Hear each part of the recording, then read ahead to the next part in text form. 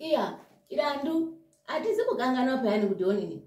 mwakabe girosari rekisimusi mukadzakana ronini muguwa kwachichi kwamainini mahebhiti kumbondo wangu eya vaimphosva airovi nda airovi eya atizi kuyaruka haichirandu iyi ngatirekete musati mwaende kozingeya musati mwaende kovhima mushango ndamaona kuti mwatobate onini utahwenyi nemusiya papo ngatirekete iperi ngokuti ndaine aizi kundiitire zvakanaka eya vana vakatambudzika adzukuru kundifonera nditi Joni kuti sekuru ati aoni vakati iya nanga ndisekuru kuti varyiwa ngembondoro vaende kovhima oni kozingeya mushango kuti vadini vamedzwa ngeshato vachitorwa ngenjuzu here dzekuti dziya dzeasikana mwanyamukunga ngekuti dzinoda rume pe njuzi dziya dzimuni chirandu chiri chakadaro chii igumo renyi eya ndakati ngandimbovarekera chirandu vana pamwe akasvika paekusikora zuru maguma ndikati ngandivashire zvakanaka ngandivasiye vadini vadzorore ngekuti mutundu wopaonina wopagadhaufu wakanyanya mutundu uya chimukomo chiya chamakakwidza kuhamba kuyo ndikati yei ndichareketa navo mwakashaisha mwaikorera here kureketa kuti ndode kutorawo kuhafu regorosari neratumirwa ndimaipati weJoni mwana wedu dangwe mwainyimwa here handisi kuganya ndiri kuganya iyo nenjirandu munondiziva kuti ndo mareketera angu ana ndo mareketera angu ndiridziya ndidi zviro zvokuda ndode kupedze ndaa toende mberi totangira papo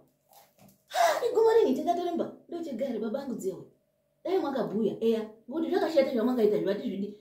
vona mainini onini mahebheri vakashira veiti mwari uno kuri gurosari ngokuti hamushandi chirandu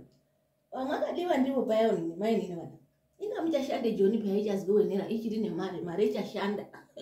zvinezvi payani mwapera mwachepa mabhuruwara eya vanozviziya here mainini kuti hamushandi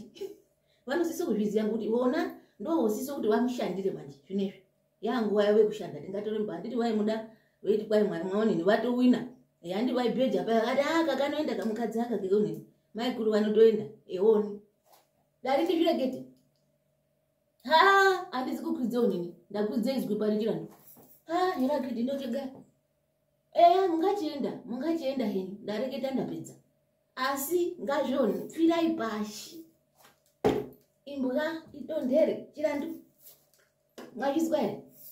handidi kutombozviona zvengo unondizive kuti inini handidi zvekunyandurwa ndiridziya mukatovhundure dziya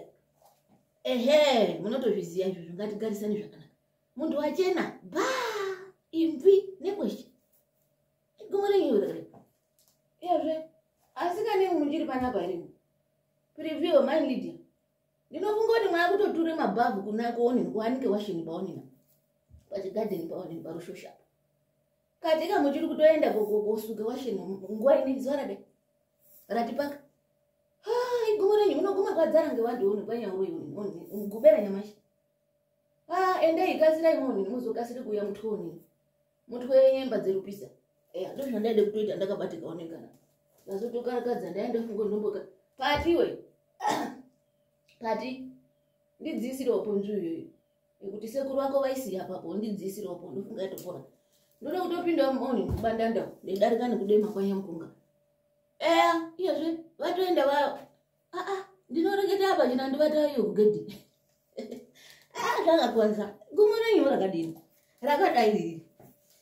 avazwi chingaramba ndochegara riridikatika kuchena mvura ngemutani chini chakadaro musharukwa womuntu usingagarisiki umbavha neumuchori nechihule zveshe hazvisiyani chino chakadai